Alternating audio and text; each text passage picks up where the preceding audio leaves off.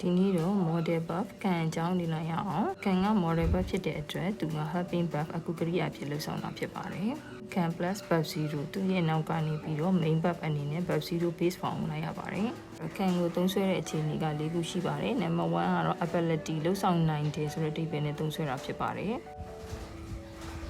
အဲ့တော့ sentence က positive sentence ဆိုလို့ရှိရင်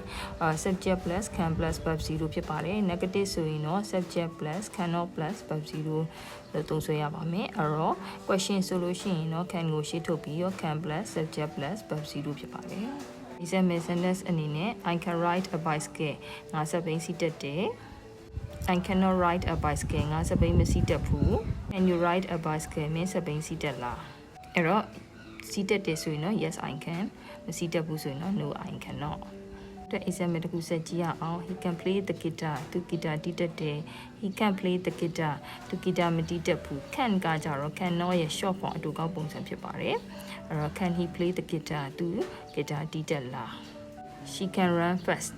သူမမြန်မြန်ပြေးနိုင်တယ် she can run fast သူမမြန်မပြေးနိုင်ဘူး can she run fast သူမမြန်မြန်ပြေးနိုင်လားဒုတိယတစ်ခုသုံးဆွဲတဲ့ပုံစံကကြတော့ possibility ဖြစ်နိုင်ခြေတွေကိုပြောဆိုတာဖြစ်ပါတယ် it can rain this evening ဒီညနေမိုးရွာနိုင်တယ် it can rain this evening ဒီညနေမိုးမရွာနိုင်ဘူး can it rain this evening ဒီညနေမိုးရွာနိုင်လား this road can be dangerous ဒီလမ်းကအန္တရာယ်ရှိနိုင်တယ် this road can be dangerous ဒီလမ်းကအန္တရာယ်ရှိနိုင်ဘူး can this road be dangerous ဒီလမ်းကအန္တရာယ်ရှိနိုင်လားနံပါတ်3တစ်ခုသုံးဆွဲပုံကတော့ request တောင်းဆိုမှုဖြစ်ပါတယ်ကိုလိုချင်တဲ့အရာကိုတပါးသူရှိရတောင်းခံတဲ့အခါမှာသုံးရမယ့်ပုံစံဖြစ်ပါတယ် Can you help me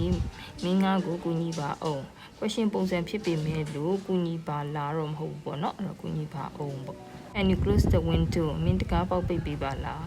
Can you tell me the time မင်းငါ့ကိုအချိန်ပြပြပါအောင်ခုနံပါတ်4ပုံစံကတော့ permission ခွင့်တောင်းတာတော့မဟုတ်ခွင့်ပေးတဲ့အခါမှာသုံးဆွဲပါတယ် Is your pen